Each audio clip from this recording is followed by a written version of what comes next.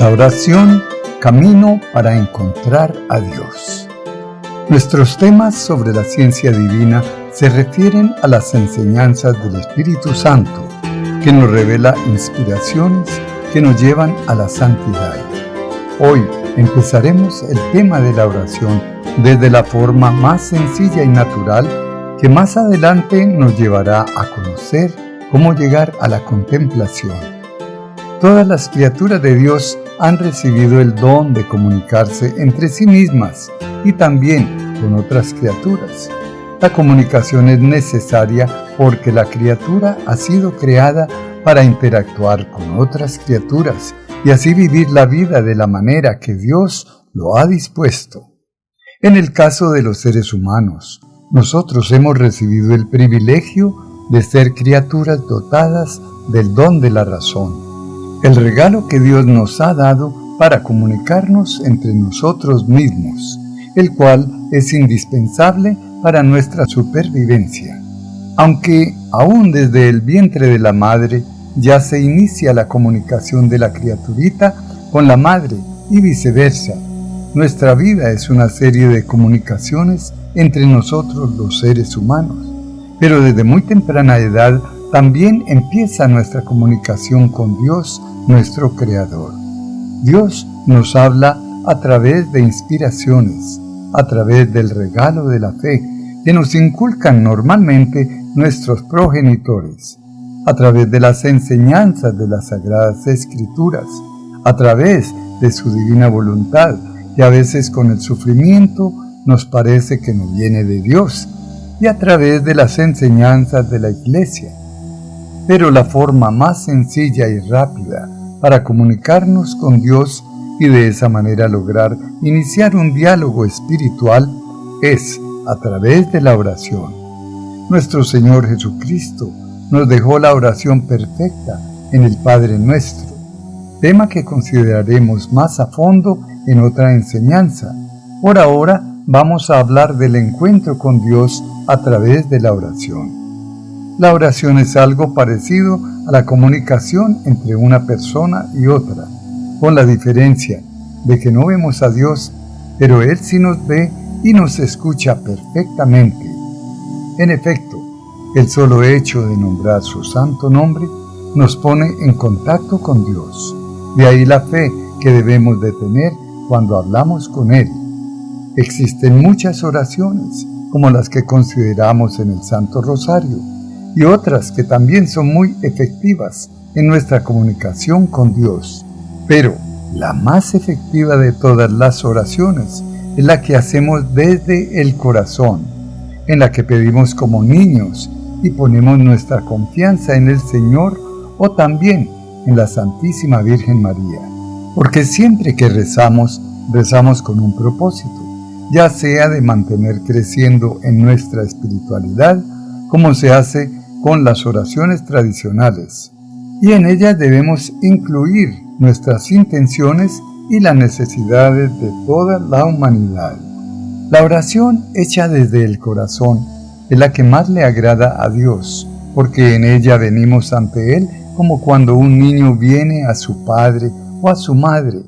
La debemos hacer preferiblemente con los ojos cerrados, tratando de visualizar a Dios escuchándonos y dándonos su afectuosa respuesta. Esta oración tiene mucho aprecio divino y hace que nuestra espiritualidad crezca, permitiéndonos cambiar para volvernos como niños, tal como lo pide el Señor en Mateo 18, versículo 3. Y como niños tenemos a Dios como Padre y a María Santísima como nuestra Madre. El Espíritu Santo nos enseña que todas las oraciones son respondidas cuando se hacen en la voluntad de Dios. Y sabemos por Juan 9, versículo 31, que Dios no escucha a los pecadores, pero sí a los piadosos y a quienes hacen su voluntad. De ahí la necesidad de mantenernos en estado de gracia a través de los sacramentos de la Iglesia, para lograr respuesta a nuestras oraciones. 1 Juan 5, versículos 14 al 15. Esta es la confianza que tenemos al acercarnos a Dios, que si pedimos conforme a su voluntad, Él nos oye. 15. Y si sabemos que Dios oye todas nuestras oraciones, podemos estar seguros de que ya tenemos lo que hemos pedido. La palabra de Dios nos da la clave para obtener lo que pedimos. Nos dice que debemos acercarnos con confianza y pedir conforme a su voluntad. Y es ahí donde fallamos al pedir.